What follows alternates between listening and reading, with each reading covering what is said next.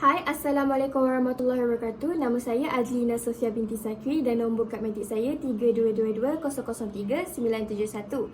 Pada hari ini, saya nak membentangkan tentang tugasan akhir saya iaitu seharian di Taska. Masuk kepada pengenalan. Saya telah memilih Taska Lita Zahid yang berada di Kuala Selangor pada tugasan saya kali ini. Tempat tugasan saya pada kali ini. Dan saya telah berhubung secara di dalam talian dengan pihak Taska Lita Zahid untuk meminta persetujuan daripada mereka. Dan selama saya berhubung secara di dalam talian dengan pihak Taska, saya telah mencatat beberapa biodata ringkas penyelia Taska di sana, iaitu beliau bernama Siti Zainab binti Zakaria atau lebih mesra dipanggil sebagai Puan Siti. Dan beliau juga telah berumur 33 tahun pada tahun ini. Dan beliau telah mencuburi bidang pendidikan awal kanak-kanak selama 4 tahun. Dan bagi melakukan tugasan ini, saya telah memilih kanak-kanak yang berumur 2 tahun untuk menjalankan bahan bantu mengajar yang saya buat. Masuk kepada rangkaian rancangan. Rangkaian rancangan ialah satu perkara ataupun satu perbuatan yang pelajar buat untuk membuat persediaan awal sebelum pergi ke Taska. Jadi, saya telah berjumpa dengan pensyarah saya iaitu Puan Siti Hamira untuk meminta nasihat daripada beliau sebelum saya pergi ke Taska. Dan rancangan pelaksanaan aktiviti saya juga iaitu RPA telah dibetulkan sebanyak 4 kali oleh beliau. Jadi saya percaya saya punya RPA ataupun rancangan pelaksanaan aktiviti saya mengikut standard pembelajaran dengan betul. Dan sebelum saya pergi ke Taska, saya telah mengkaji ataupun membuat kajian terlebih dahulu tentang kemahiran-kemahiran yang perlu saya ada sebelum saya pergi ke Taska. Iaitu kemahiran pertama ialah kemahiran dalam berkomunikasi. Seperti yang kita tahu, kadang-kadang ada pelajar yang apabila mereka pergi ke Taska, mereka tidak pandai berkomunikasi dengan cikgu-cikgu lain. Jadi suasana di Taska tersebut agak suram dan mereka tidak pandai berkomunikasi dengan kanak-kanak. Jadi ianya akan memberi kesan apabila mereka membuat aktiviti. Kanak-kanak tidak seronok, kanak-kanak takut. Jadi supaya mengelakkan perkara-perkara macam ini berlaku, saya telah membuat persediaan awal di mana saya belajar untuk menarik perhatian kanak-kanak dengan memperkenalkan diri dahulu, dengan membuat seketar ataupun membuka lagu, membuat tagihan terlebih dahulu dan menyanyi bersama kanak-kanak. Dan bagi cikgu, saya telah belajar untuk menegur ataupun memberi salam terlebih dahulu sebelum saya masuk ke Taska. Kemahiran yang kedua ialah kemahiran memahami perkembangan kanak-kanak. Hal ini sangat-sangat penting untuk kita terapkan ataupun kita faham sebab kita sebagai pengasuh ataupun cikgu, apabila kita melakukan bahan bantu mengajar, kadang-kadang bahan bantu mengajar kita tu tak sesuai dengan peringkat umur. Jadi, bagi mengelakkan perkara-perkara macam ini berlaku kepada saya telah membuat kajian untuk memahami perkembangan kanak-kanak supaya saya dapat menyediakan bahan bantu mengajar tersebut mengikut standard umur kanak-kanak lah. Dan kemahiran yang ketiga ialah kemahiran mengawal emosi. Seperti yang kita tahu, banyak berita keluar tentang pengasuh mendera kanak-kanak. Alasannya ialah sebab stres, tak cukup tidur, penat, masalah keluarga. Jadi, bagi mengelakkan perkara-perkara macam itu terjadi dekat saya telah memastikan sebelum saya pergi ke Taska, saya dapat tidur yang cukup. Saya sarapan sebelum pergi ke Taska. Saya menyiapkan semua tugasan-tugasan saya yang sebelum-sebelum ni sebelum saya pergi ke Taska. Masuk kepada kemahiran yang keempat iaitu kemahiran dalam mengurus kanak-kanak. Seperti yang kita tahu, pensyarah iaitu Puan Siti Hamira telah memberi tunjuk ajar kepada kita semua tentang cara membedung bayi, membuat susu dengan betul, menidurkan kanak-kanak dengan betul, menjaga keselamatan kanak-kanak dengan betul, memandikan kanak-kanak dengan betul. tanggungjawab sebagai seorang pengasuh. Jadi perkara-perkara tersebut saya belajar balik dan saya ingat step by step supaya tidak berlaku masalah apabila saya berada di masuk kepada aktiviti ataupun perkara-perkara yang saya lakukan di Taska sepanjang hari.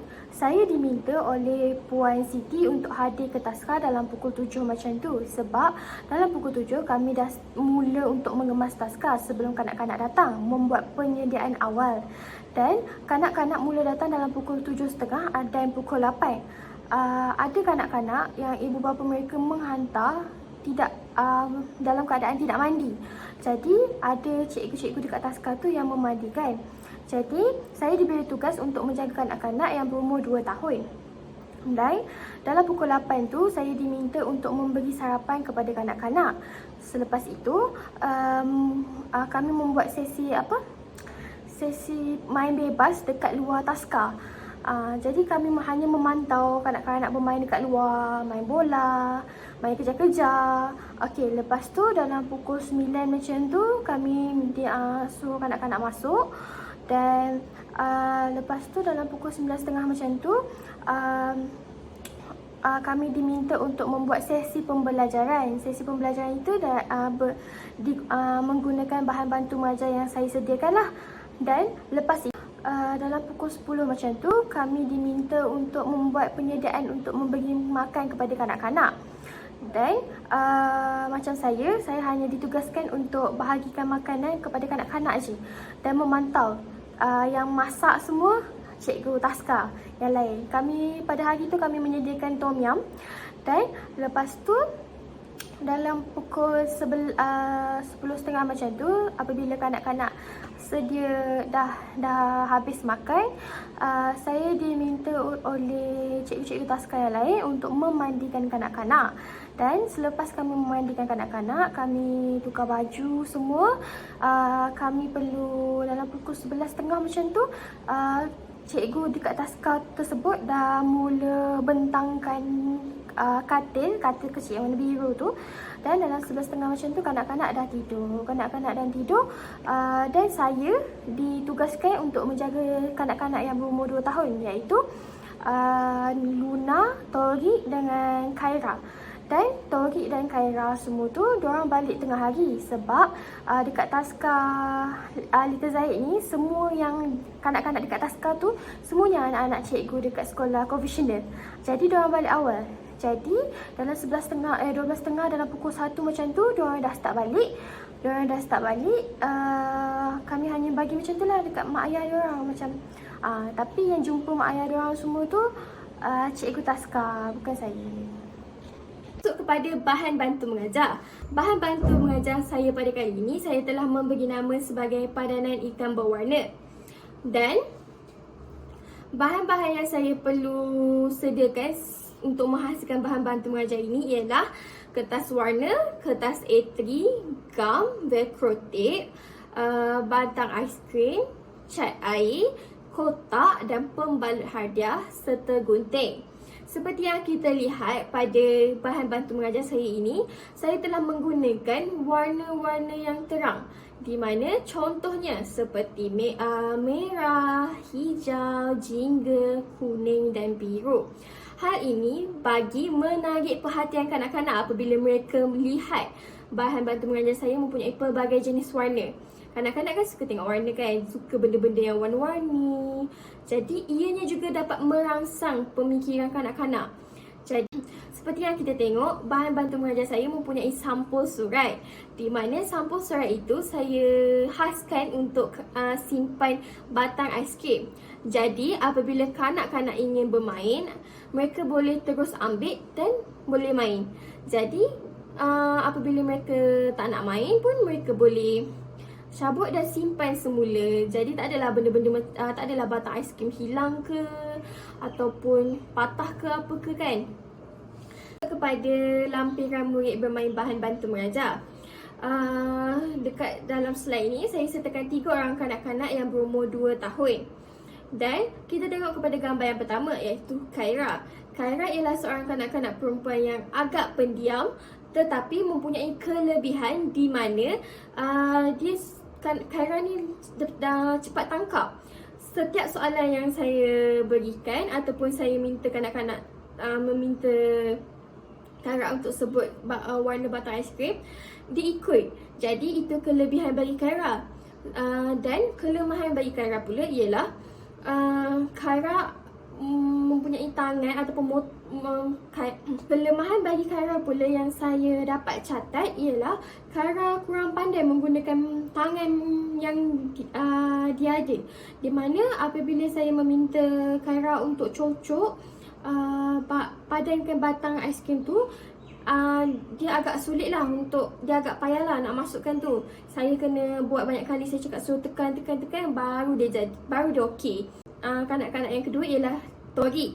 Tori ialah seorang kanak-kanak lelaki dan Tori ialah kanak-kanak yang pemalu juga serta kurang menumpukan perhatian. Jadi dengan Tori saya memerlukan tahap kesabaran yang agak tinggi lah, sebab dia cepat hilang fokus. Tapi Tori tetapi kelebihan bagi Tori ialah Tori sangat pandai menggunakan pergelangan tangan. Luna, kanak-kanak yang ketiga, kanak-kanak perempuan.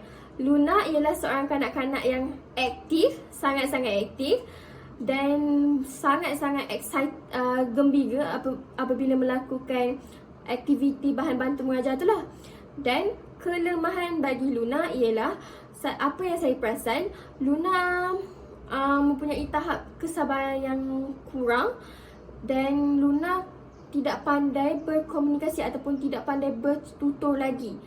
Dia lambat. Dia macam kalau saya cakap ke apa ke, dia anggap macam tu je. Jadi ambil masa lah untuk saya nak bantu Luna untuk sebut satu-satu perkataan tu lah.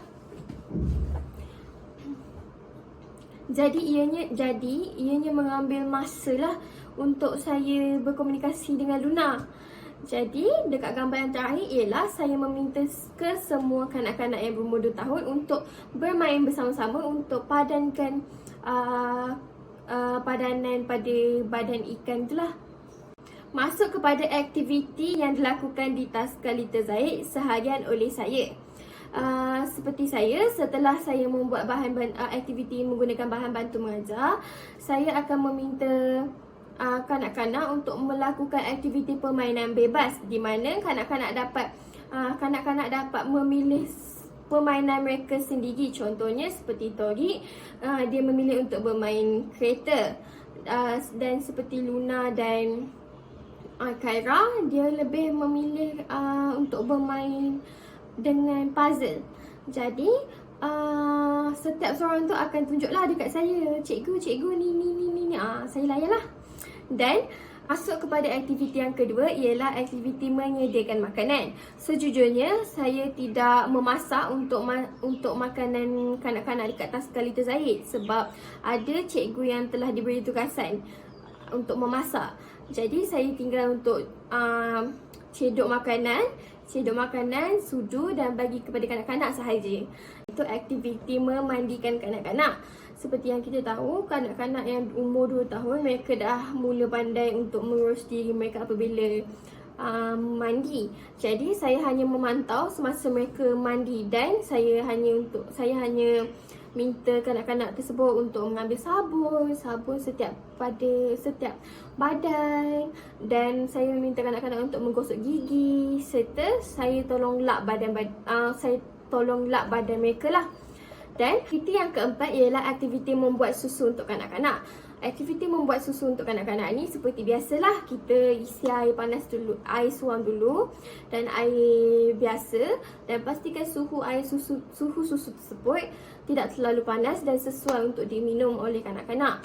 Dan saya memastikan untuk tidak menggoncang botol susu tersebut, sebab seperti yang saya diajar oleh Madam Hamira, kita perlu buat macam ni je kan, goncang-goncang macam tu je kan. Okey.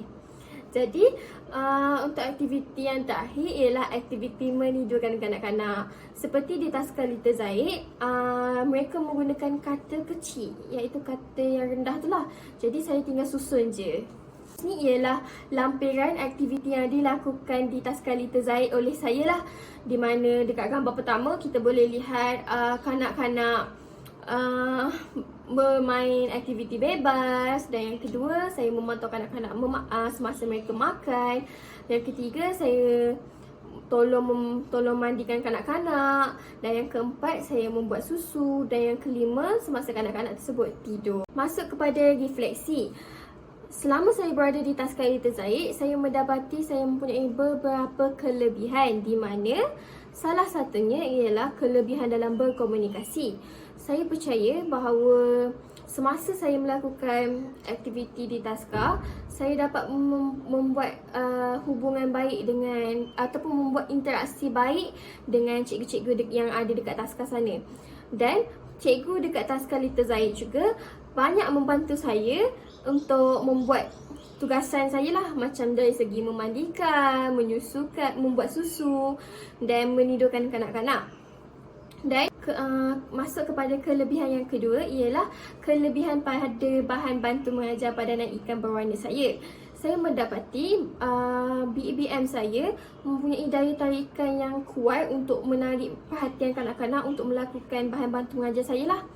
Dan kelemahan yang saya dapati semasa saya berada di Tazkar Little Zaid ialah kelemahan dalam mengajar kanak-kanak yang mengalami sindrom ADHD. Seperti salah seorang daripada 3 orang kanak-kanak tersebut mempunyai masalah untuk menumpukan perhatian. Jadi saya mengambil masa yang agak lama untuk membantu kanak-kanak tersebut. Dan kelemahan yang saya dapati semasa saya berada di Tazkar Little Zaid ialah kelemahan dalam mengajar kanak-kanak yang mengalami sindrom ADHD.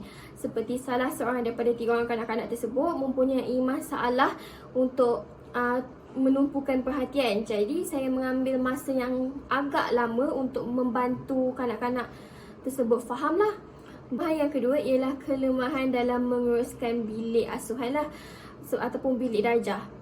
Dan cadangan saya pada kali ini untuk penambahbaikan ialah pihak Tazkar Little Zaid perlulah mewujudkan rancangan pembelajaran khusus bagi kanak-kanak yang mengalami sindrom ADHD ataupun lebih dikenali sebagai sindrom kurang untuk menumpukan perhatian semasa pembelajaran. Hal ini bagi membantu kanak-kanak tersebut untuk mengasah kemahiran mereka menjadi lebih bagus. Itu sahaja daripada saya. Sekian, terima kasih. Kelebihan dalam asuhan. Melalui asuhan, saya dapat mempelajari meskipun memandikan kanak-kanak dan membuat susu itu ialah salah satu tugasan yang susah bagi seseorang cikgu Tazkar dekat sesebuah Tazkar. Namun bagi saya, ianya sebenarnya terletak kepada pembentukan ikatan antara pengasuh dan kanak-kanak, dan hal ini dapat membantu saya menguruskan kanak-kanak dengan lebih cepat kerana saya mempunyai hubungan baik dengan kanak-kanak di Tazkar tersebut. Jadi ianya membantu saya untuk memudahkan pekerjaan saya. Masuk kepada kelemahan yang saya dapati dalam asuhan sepanjang saya di Tazkar. Salah satu kelemahan saya dalam menguruskan kanak-kanak di Tazkar adalah saat perlu memberi makan yang memerlukan kesabaran tinggi.